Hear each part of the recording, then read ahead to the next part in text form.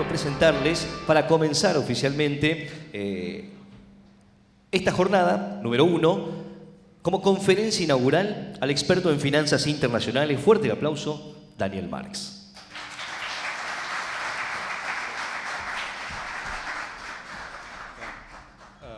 Muchísimas gracias por la invitación. La verdad que la primera vez que estoy en este salón, pero es impresionante. Pero más que todo es ver tanta gente conocida y especialmente agradecido porque muchos de los conocidos, yo diría muchísimos de los presentes en estos momentos están poniéndole el hombro mucho más que uno personalmente.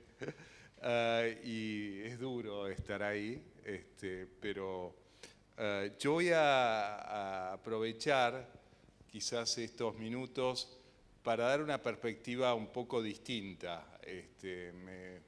Acá me presentaron como experto, no sé si soy experto, pero por lo menos empezar hablando de algunas de las cosas que yo creo importantes y que no son quizás las más urgentes, pero que afectan, creo, en el día a día de lo que pueden ser las tendencias, la ubicación, y así como dice el título, poner en la segunda parte Argentina en este contexto. Entonces, dentro de lo que pueden ser las tendencias, ahí está, creo que empezaría marcando si estamos al final o no de una era que en la literatura se está conociendo como la Gran Convergencia.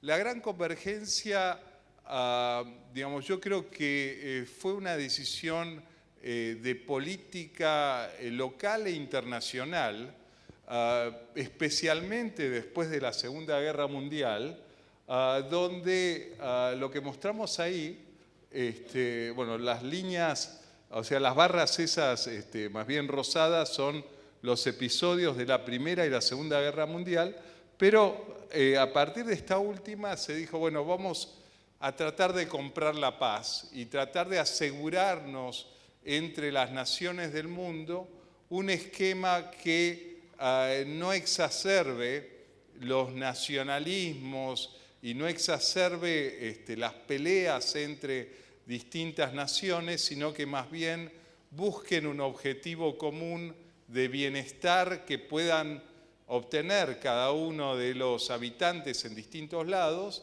aprovechando lo que puede ser también unas economías que se van integrando entre sí de alguna manera y a lo largo del tiempo, y con eso lograr una convergencia. Convergencia significaba que no necesariamente los de un país tenían que atacar al otro país para estar mejor, sino que los dos podían estar mejor gracias a una serie de articulaciones que llevaban adelante las distintas naciones.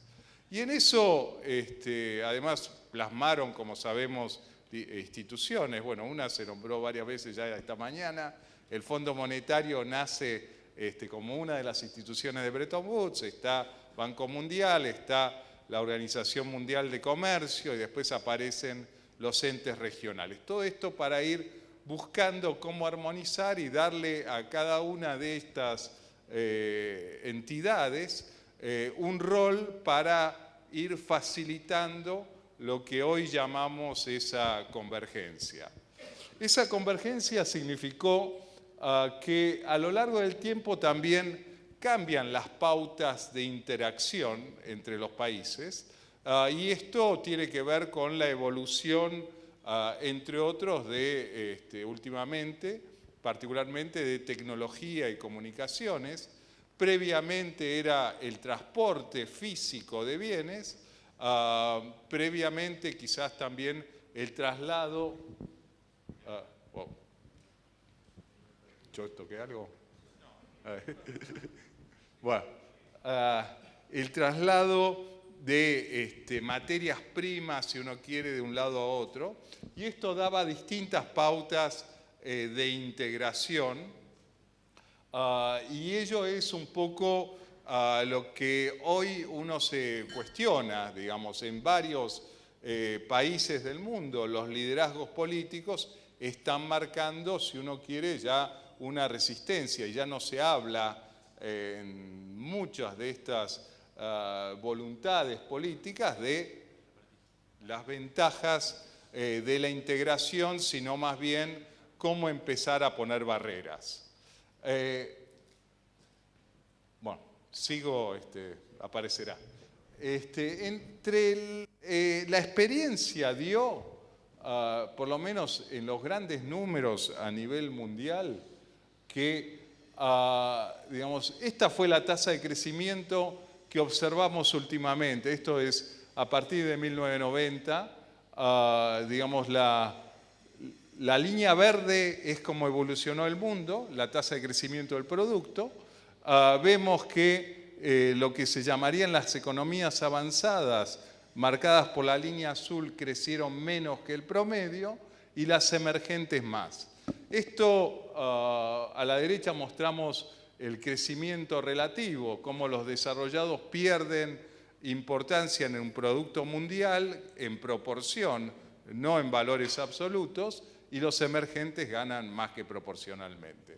Esto es parte de la convergencia, es decir, en la práctica significó que, bueno, para empezar, hubo menos volatilidad en la tasa de crecimiento global, estábamos menos sujetos a disrupciones que van desde efectos climáticos hasta, digamos, producto de guerras o problemas generalizados de contagio, y también significó que, digamos, decíamos antes, que los ingresos de los llamados emergentes fueron acercándose al nivel de ingresos que tenían los llamados desarrollados, y con eso aflojar alguna de las tensiones también en esa materia. Estoy hablando a nivel siempre muy general.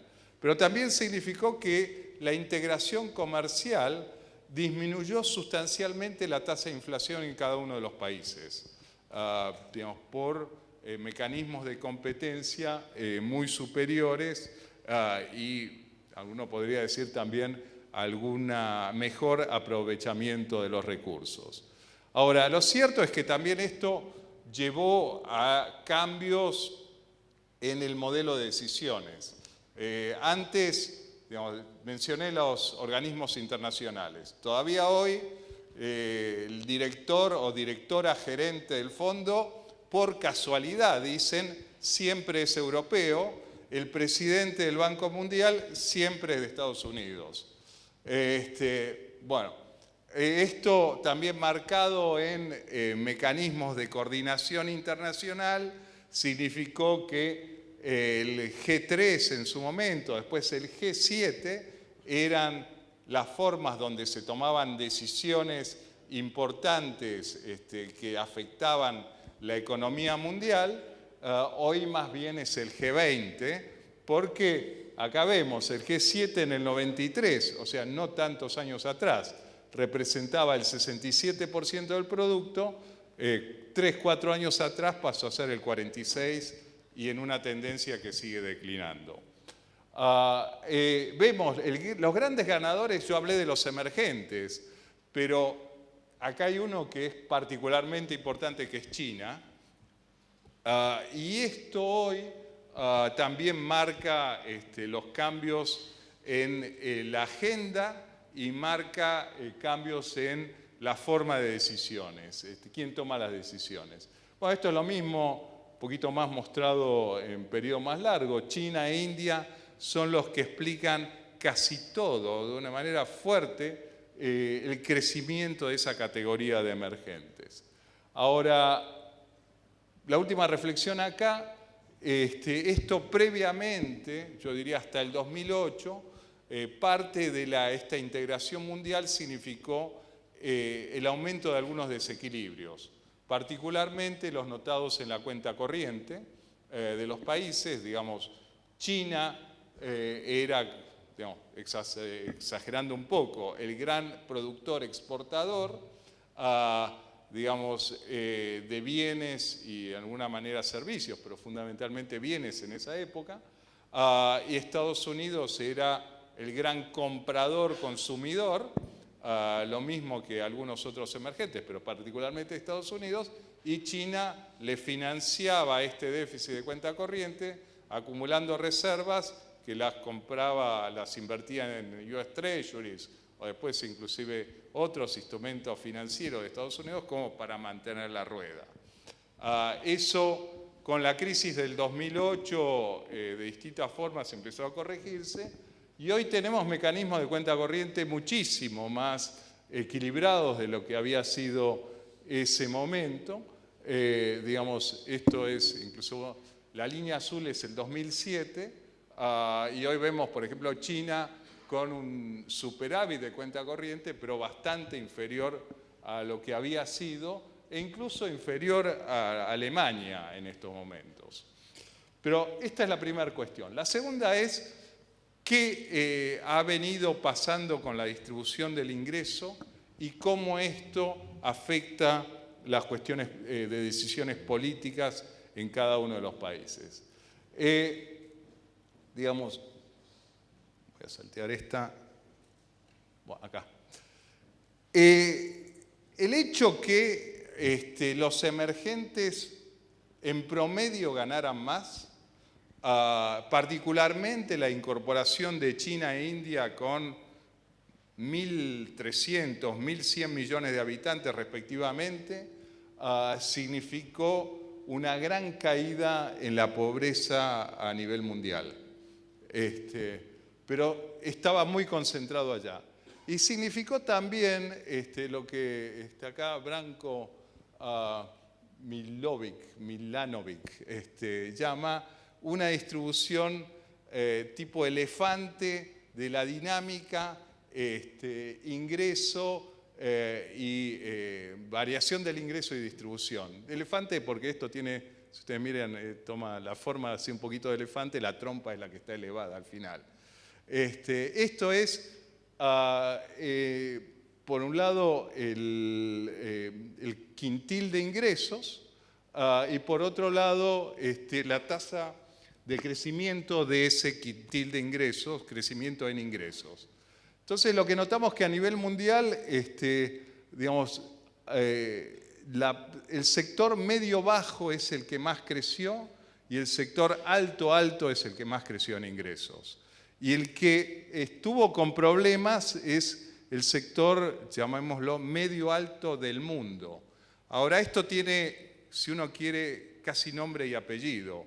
El medio y alto del mundo son los trabajadores de la industria manufacturera de los países desarrollados. Y los otros son los trabajadores que se iban incorporando también, por ejemplo, en manufactura de los países emergentes, donde la gran convergencia significaba que empezaban a competir en salarios y productividad. Entonces, de una u otra manera, los que venían con salarios más bajos de los emergentes empezaron a desplazar o a afectar los ingresos de los otros. Esto exagerando un poco en los sectores, pero es lo que se fue notando en todos esos países y es un poco lo que además, añadido a la dinámica demográfica, es lo que da la base política por la cual los afectados negativamente en esos países empiezan a pedir proteccionismo y los afectados positivamente en la parte de arriba de los emergentes empiezan a pedir libre cambio, para ponerlo en un extremo.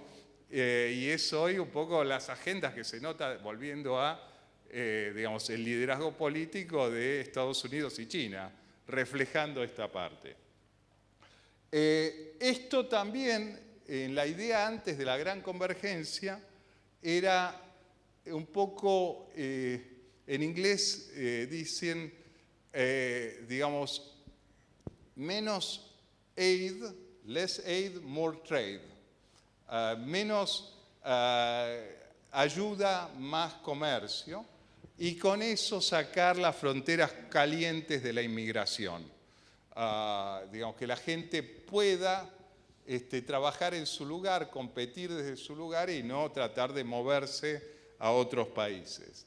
Bueno, esta era la idea, lo que pasa es que también bajando las barreras ocurrieron todos estos movimientos migratorios que hoy generan estas resistencias políticas en los otros países. Pero acá, para poner en números también, esto es, digamos, las estadísticas que publica en parte el Departamento de Trabajo de Estados Unidos, para ver la diferencia en costo laboral. Estados Unidos contra México, esta es la hora en la manufactura, ven ahí marcaba 37 contra 6. Digamos, y acá uno dice, bueno, devaluamos 20%, ponemos un arancel del 30%, si es por esto, no lo compensa. Por supuesto, uno puede ir mostrándolo en distintos países, y puede ir analizándolo, pero dejo esto si alguien lo quiere, mirar en más detalle. Algunos dicen, bueno, la productividad también es distinta, también es cierto, pero la tasa de mejora de la productividad de los emergentes ha sido notable. Ahora, estamos en la época de la reacción ahora, y por eso decía, si este modelo realmente se está cayendo y pasamos a lo que había mostrado al principio, estas barras y los periodos de guerra o disrupción del orden previo. Y esa es la pregunta que tenemos, porque ciertamente las agendas de cada uno de los países frente a lo que habían sido las agendas tradicionales ha cambiado, se están invirtiendo los roles, pero la primera cosa que aparece es que no estaremos reflejando en las decisiones políticas un sentimiento de algo que ya no es tan relevante, concretamente. El último episodio de Estados Unidos poniendo aranceles a la importación de acero y aluminio. Si miramos el comercio acá, China, Estados Unidos, lo que notamos es que lo que importa, esto es en porcentajes, ¿no? Lo que importa de acero y aluminio es el segundo circulito, es, digamos, poco relevante de ese punto de vista, comparado con lo que puede ser la importación de productos electrónicos, equipamiento médico, bueno, televisores y otros bienes durables. Y por el lado de China, la importación es, en un extremo, automóviles, China importando de Estados Unidos. Segundo, y otros, uno nota soja, y también esto se repite en las pautas entre, por ejemplo, México y Estados Unidos. Digamos, México es el exportador de manufacturas y es el importador de Estados Unidos de productos primarios. Y ahí es donde planteamos un poco la guerra. Y la guerra, por supuesto, la contestan diciendo, bueno, si ustedes me ponen el arancel al acero, yo le pongo aranceles a la soja y afecto un poco la base política del señor Trump, que había sido votado, entre otros, primordialmente por los estados agricultores. Pero hay toda otra cuestión que viene y que está afectando, y especialmente hacia los intercambios de servicios, que es la evolución de lo que uno llamaría tecnología y comunicaciones. Digamos, por supuesto han mejorado la productividad, las técnicas, tanto en lo que puede ser la manufactura como en la elaboración de productos primarios. Pero ha sido mucho mayor la tasa de crecimiento y mucho más difícil de ponerle barreras al movimiento del conocimiento y el movimiento vinculado por la disminución de costos de comunicaciones y procesamiento, que que lleva a integraciones en cosas que no estaban tan previstas y que no están tanto en el nomenclador arancelario, llamémoslo. Acá marcamos, bueno, los que tenemos algunos años más, hicimos en su momento un gran esfuerzo para comprarnos una primera computadora personal que era la Commodore 64. Hoy, por el mismo precio que pagábamos por la Commodore 64, nos podemos comprar un iPhone X. El iPhone X procesa 1 millón de veces lo que procede en capacidad de memoria, velocidad, y algunos dicen hasta 10, depende en qué, lo que podía hacer la Commodore 64. Y esto se va acelerando, y esto además genera que, yo decía, en servicios empieza a haber arbitraje como lo había en las manufacturas. Digamos, y esto acá no se nota tanto, pero en otros lados la presión es notable. Digamos, esto va desde sacarse una muestra de sangre o una muestra de alguna cuestión médica en un lugar y ser procesada a miles de kilómetros de distancia y con eso proveer un diagnóstico y ahí, bueno, toda la especialidad vinculada al servicio de medicina empieza a arbitrar salarios y a un costo de transferencia que es mínimo, si es que hay alguno. Yo decía también, cuando, por ejemplo, la primera vez que iba al fondo, me acuerdo, para hacer la cosa de ahora, yo llamaba por teléfono y cortaba enseguida y eso salía $30. Hoy, por WhatsApp es gratis, digamos. Y bueno, nos pasábamos las fotocopias vía el fax y qué sé yo, cosas increíbles. Bueno, todo eso tiene implicancias y acá este autor que habla tiene este libro de la gran convergencia, dice, bueno, el profesor universitario vía TED que puede comunicarse, Estados Unidos gana por mes $6.100, el filipino que también habla quizás un inglés con un poco de acento, pero en términos técnicos quizás compita, gana 400. Un ingeniero 6.200 contra 600. Y eso es mucho más difícil de parar. Ahora, ahí nos preguntamos, bueno, si la gran convergencia hoy está cuestionada políticamente, está planteando cosas que afectan en la cuestión comercial, tradicional, pero también se enfrenta con esta evolución de conocimiento y que además está reflejado incluso, para cerrar esta parte, en decisiones de inversión. Las compañías tradicionales, ahí abajo, esto es, digamos, hay un error, es el primer quarter, el primer trimestre del año 2018, esto lo publicó ahora The Economist sacándolo de Bloomberg, Chevron, Verizon, AT&T, bueno, General Electric, Exxon, esas son las inversiones que han hecho comparado con Amazon, Alphabet, Google, Apple, Intel, Microsoft. Cómo todas estas compañías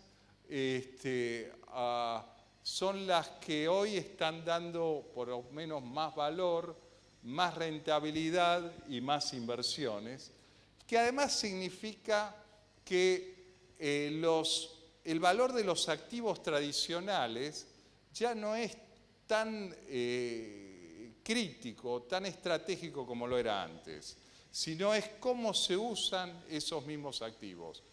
Tenemos en los casos varios que van desde, por ejemplo, Airbnb, comparado con una cadena de hoteles. Usa Airbnb la infraestructura que ya existe en viviendas o departamentos o lo que sea disponible y compite con los hoteles. Y el valor generado por Airbnb es precisamente conectar eso y arbitrarlo contra el que tiene la gran inversión física, y eso de vuelta hace a los movimientos en tecnología y conocimiento que de alguna manera entran en conflicto en la visión política de tratar de poner barreras con las cuestiones ya más tradicionales en los activos físicos. Última reflexión aquí, y es, bueno, cómo embarrar la cancha, digamos, es lo que diría un Trump o varios de los que aparecen en Europa. Digo, ellos decían antes, bueno, juguemos un partido limpio, ahora como lo estoy perdiendo relativamente o la cosa se me está complicando, voy a complicarla y aún más para hacer más difícil esta tendencia. No, esto no pasa. Bueno, la última reflexión ahí es acá. Tienen un valor que es el dólar, la moneda y los movimientos financieros. Y esto se está usando. Se está insinuando y yo creo que... ahí estamos. Está metido en un contexto, primero, de cambio de tendencia en la política monetaria internacional.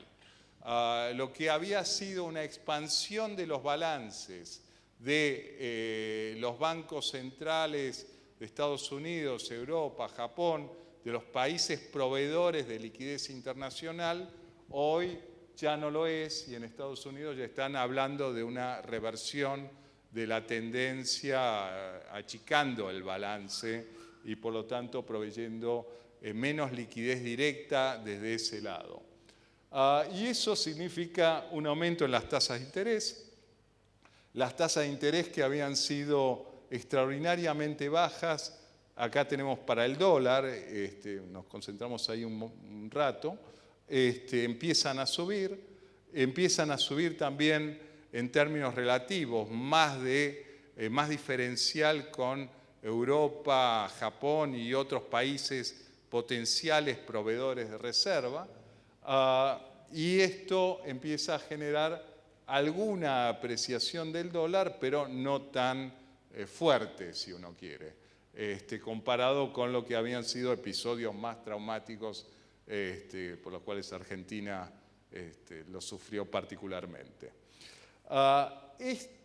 Pero lo que quiero mostrar acá, que montado sobre estos problemas digamos, potenciales para el contexto argentino, que es los efectos de una apreciación fuerte del dólar en el futuro, que no se ve, pero tampoco se ve una suba extraordinaria de tasa de interés. O sea, lo que era el normal de los 90, para decirlo, tasas de interés de 6% en la política de Estados Unidos, hoy estamos hablando de menos del 2%, y quizás llegue al 2%, la de 10 años estamos hablando alrededor de 3%, pero está el uso del dólar. Y esto yo creo la complicación mayor que tenemos hoy, más que los aranceles que decía antes.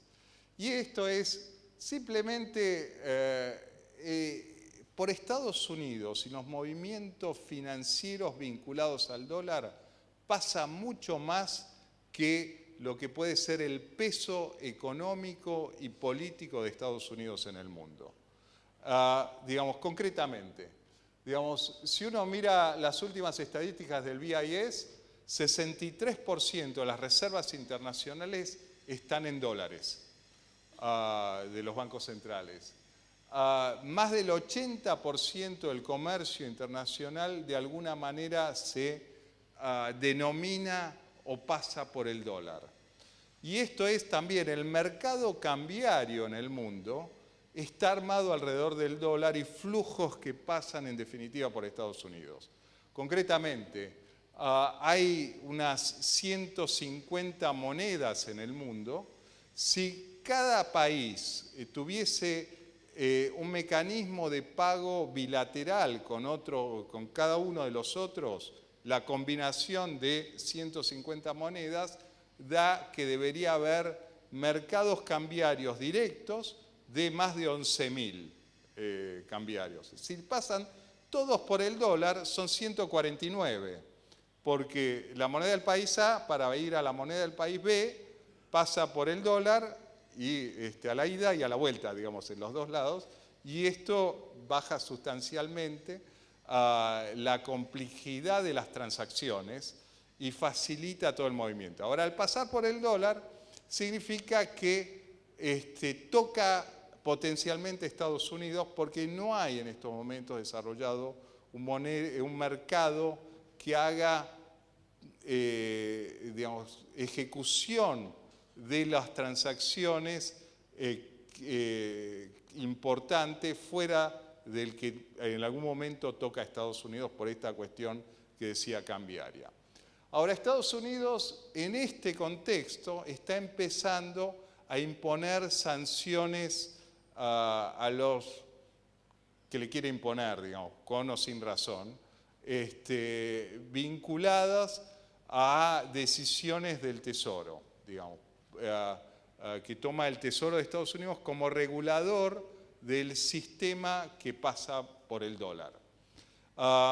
Y digamos, concretamente, Estados Unidos, por ejemplo, cuando gana Trump, dice, bueno, quizás ponga aranceles a México, etcétera, vamos a ponerle una especie del equivalente del IVA que tiene México, esto puede ser 20%, antes de inclusive poner un solo arancel, el peso mexicano se devaluó más que 20% frente al dólar. Con lo cual uno dice, bueno, hago la conversión, no es mucho lo que se ganó y la velocidad de movimiento cambiario superó sustancialmente a la velocidad de implementar la cuestión de restricción comercial. En las sanciones vinculadas al movimiento del dólar, estas son inmediatas y son medio impredecibles, porque es un arma nueva, digamos, y no se sabe el alcance, bien hasta dónde lo quieren llegar. Pero lo cierto es que usan al sistema bancario, diciéndole, bueno, si pasa algo por Estados Unidos se reserva el derecho de cobrarle multas, sacarlo del sistema de pagos eventualmente, etcétera. Y hay como un temor alrededor de esto. Y lo notamos en cosas varias. Ahí yo menciono casos de estos últimos muy pocos meses. Digamos, en Estados Unidos decidieron estimaron que el accionista principal de un gran productor de aluminio, Rusal, de Rusia, era alguien que financiaba terrorismo. Entonces le puso sanciones a todo lo que tenía que ver con pagos de Rusal. La compañía se desplomó, digamos, en valor y potencialmente actividad. Hace poco también agarraron una compañía de teléfonos móviles, ZTE de China, y también amenazaron y dijeron que bueno, no podía importar componentes, etcétera, también la misma generó la interrupción. Con Irán lo mismo. O sea, esto es algo que yo creo que hay que mirar y puede tener un efecto no pensado en cuanto a complicar las cuestiones en el mundo. Bueno, última reflexión, acá es, de todas maneras, el poder del dólar también se debe a su historia. Acá esto es un ejemplo de los últimos 20 años. Digamos, la tasa de inflación en Estados Unidos fue 56% el acumulado. Si uno hubiera metido un plazo fijo, a 30 días allá hubiera ganado 53, o sea, casi como la inflación. Si hubiera invertido en acciones daba esto. Ahí tenemos la evolución, hay que pasar, por supuesto, todos los movimientos de volatilidad hacia abajo y hubiera dormido mal. Si hubiera invertido en US Treasury se hubiera dado 110. Con esto lo voy a usar un segundo para comparar con Argentina. Brevemente, la Argentina puesto ahí, hoy nos encontramos con las restricciones de financiamiento, menos impulso fiscal comparado con el año pasado. Esto de por sí debería tener dos consecuencias, que es un poco la que vivimos, que es disminución de la demanda agregada por la parte fiscal y su financiamiento, que ya no es del exterior primordialmente, y un cambio del precio relativo de la moneda extranjera, es decir, menos oferta relativa en moneda extranjera, lo cual genera una devaluación relativa del peso frente a otros. Esto yo creo que en la estrategia del gobierno apareció, bueno, se buscan alternativas menos traumáticas y se busca también que el sector privado movilice y reemplace lo que es la caída de demanda provocada por el menor impulso fiscal. Y a partir de ahí, yo creo notamos iniciativas tipo la demanda inducida de inversiones. Por ejemplo, la iniciativa de las PPPs, tratar que otros en el sector privado vayan trayendo el dinero y vayan construyendo y generando demanda, ya que el sector público se encuentra con estas restricciones. Bueno, voy muy rápido acá, pero bueno, el tema de Argentina, la inflación, superior al resto de América Latina, digamos, tasa de crecimiento que es menos fuerte de lo previsto inicialmente para todos los países. Esto, por supuesto, diferenciando por sectores, efectos en el empleo, consumo, declinación del salario medido en dólares y un poco la caída de demanda, de alguna manera también lleva a estas consecuencias donde, en definitiva, el consumo es el gran motor de demanda, que es el consumo privado, y esto encontraría las complicaciones, por lo menos vinculado a la desaceleración del impulso del sector público, pero en términos externos los precios de commodities no están mal, pero Argentina tenía, producto de la combinación previa, yo creo un efecto colateral importante, que era el crecimiento del déficit de cuenta corriente notable y rápido. Y esto obviamente está vinculado a los dos fenómenos que decía antes, y yo creo en la medida que estemos corrigiendo las causas, también vamos a tener menos efectos, que es la parte positiva. La volatilidad en el tipo de cambio. La reflexión acá es, si uno mira, este es el tipo de cambio histórico de Argentina en términos reales. Esto es peso dólar, el azul, el multilateral es el colorado. O sea, las últimas correcciones han tenido un efecto que uno quiere ya desincentivar tanto el movimiento de construir portafolios por ese lado. Si uno mira la historia, por lo menos, si el tipo de cambio fomenta mayor demanda de divisas, hoy si uno pone todo más en un contexto más estable, yo creo que el gobierno va a arguir que está más o menos equilibrado. Si logra dominar la inflación y logra dar un contexto de estabilidad a todo lo demás.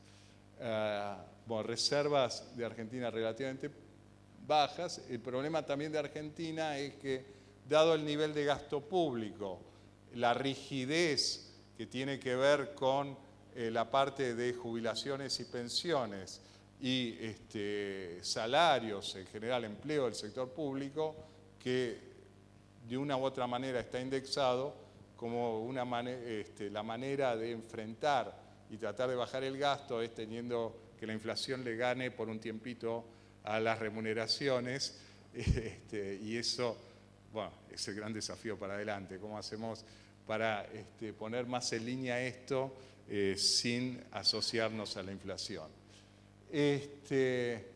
Bueno, acá metodología va y viene, digamos, se discutirá con el fondo qué es el gasto público, la definición del sector público. Yo creo que Argentina tiene una definición del sector público mucho más restrictiva que lo que usa el fondo en sus manuales, usa la OCDE, y que si uno amplía esa definición, en definitiva se va a encontrar con un déficit primario superior al promedio, y una deuda que además estará más o menos del promedio un poquito para arriba. Es decir, la deuda del sector público La misma bruta que publica el Ministerio de Hacienda da tipo 50% del producto, un poco más. Si uno hace la consolidación total, a nosotros nos da también tipo 50%. 50% del producto no es de las más complicadas, dentro de parámetros latinoamericanos. Brasil tiene mucho más, pero tampoco es de las más bajas. Colombia, Chile, Perú tienen menos. Y Argentina tiene el problema de la tasa de crecimiento, de la deuda dado el déficit, y tiene el problema de la denominación de la moneda de la deuda. Brasil no se habla de potencial problema de financiamiento a pesar de todas las cosas de ahora. Para llevarlo al extremo también, la relación deuda-producto en Japón supera el 250%. En Europa es muy común encontrarse arriba del 100%. Italia, para empezar, 130%, pero tiene una base de colocación en el mercado local que le da muchísimo más estabilidad y le genera mucho menor problema de liquidez y renovación para el futuro. Tratando de pasar. Bueno, esto es lo que decía el 50. Yo creo que lo que están buscando, creo, con el programa, con el fondo, entre otras cosas, es decir, bueno, cerramos el financiamiento externo para este año, el año que viene, y puede ser alguno de los futuros, cubriendo la brecha y tratando de renovar lo que queda en el mercado local, especialmente las letes, ya sea en moneda local o moneda extranjera, y ya sea de suscripción de acá o de fuera del país. Pero todo esto, entre otras cosas, podemos ver los números, acá hay expertos de todas maneras, los números parecen manejables para Argentina, me parece. Todo esto, incluso sin programa con el fondo, me parecían manejables, pero corrigiendo un poco la situación de desequilibrio previa, para lo cual quizás el fondo ayuda. Pero voy a cerrar acá en el panorama general con la cuestión monetaria y lo que yo llamaría el desapalancamiento del balance del Banco Central. Así como hablamos del desapalancamiento del balance de la Reserva Federal, acá también algo ocurrió. Creo que no tanto por diseño, pero en la práctica. Y lo que ocurrió fue, tuvimos una baja de reservas. Por supuesto, hay una parte vinculada al financiamiento del Tesoro. Pero tuvimos también esto, que esto es medido en dólares. Las reservas, están en más o menos 50.000, las reservas brutas del Banco Central, 50.000 millones de dólares. Las LEVAX en sí mismo, medida en dólares de vuelta, están alrededor de ese mismo importe. Y esto es parte del pago de las LEVAX en términos netos y parte de la devaluación. Y si uno quiere, yo creo que en la cuestión del saneamiento para adelante, lo que pueden ser también los nuevos incentivos, el Banco Central se desapalancó. Y uno prevería que para adelante, por lo que escucha o lee en los medios, el programa prevería continuar este desapalancamiento, separando bien lo que es, yo creo, la parte del Tesoro en su movimiento de ingresos y acceso al mercado de lo que es el Banco Central como manejo monetario y algún esquema quizás de estabilización cambiaria dentro de un mecanismo de flotación más pura. Lo que quiero decir es, en los últimos meses yo creo que hubo quizás demasiada confusión, porque no solo el dólar estaba quizás percibido como barato, sino también que el Banco Central vendía dólares que no se sabían si eran los dólares del Tesoro o los propios, pero buscando ir a un esquema de tipo de cambio fijo. por lo menos en la percepción. Ahora pasaríamos a flotante, los dólares que tiene el Banco Central los usa contra sus pasivos y va a limpiar los pasivos, tengo entendido. Van a usar más mecanismos de mercado abierto con títulos del Tesoro, aparentemente, por lo que no lee entre líneas, y desarmar la cuestión de las LEVACs, y en consecuencia también, si son financiamiento del Tesoro, que se arregle el Tesoro y que vaya al mercado del Tesoro, y el Banco Central restringirse a esta cuestión monetaria y cambiaria. En todo esto, sí, yo creo que volviendo y cerrando acá, parte del desafío y parte de la, si uno quiere, la ventaja inicial también es que por lo menos la zanahoria de rendimientos de Argentina es importante. Y esto es, acá tenemos las tasas en pesos de Argentina. Esta es nominal, que anualizada, la de 30 días al 40%, capitalizándola, da tipo 48, muy superior, creo, a cualquier expectativa de inflación. Y las tasas en dólares, los títulos argentinos, esto es la curva de rendimientos, vemos cómo supera ampliamente a cualquiera de los vecinos, empezando por Bolivia, ¿no? Y terminando en Chile. Y eso es lo que llamo la zanahoria. Pero yo creo que para cerrar acá, el desafío es cómo lo hacemos esto mucho más estable y evitamos los vaivenes conocidos en la volatilidad de ingresos, la volatilidad cambiaria. Y en eso yo había mostrado lo que había sido la experiencia de los últimos 20 años de Argentina, de Estados Unidos. Cierro mostrando lo mismo de Argentina. Ahí vimos inflación de los 20 años acumulada algo arriba del 55%. En Argentina, 2.400%. Tipo de cambio, también dio 2.400% nominal, peso contra dólar. Bueno, tenemos fluctuaciones en el medio, como hemos visto.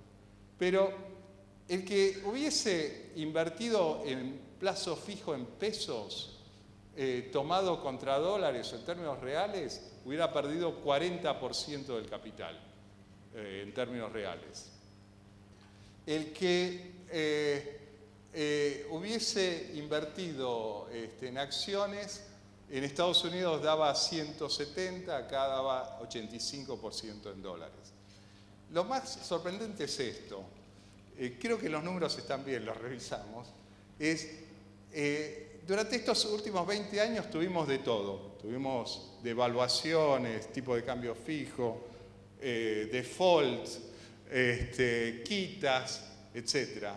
Quien hubiera tenido un dólar metido en título de deuda argentino en el 98, a hoy, con todas estas cuestiones, hubiera tenido más que la inflación en dólares, más que las alternativas, si uno quiere, 146%. Esto acá, la evolución de la curva de la tenencia de los títulos soberanos es la línea amarilla. Ahí ven cómo va subiendo al principio, viene toda la quita, es el escalón que baja, y después empieza a subir continuamente. Y en Argentina pagamos esas tasas superiores.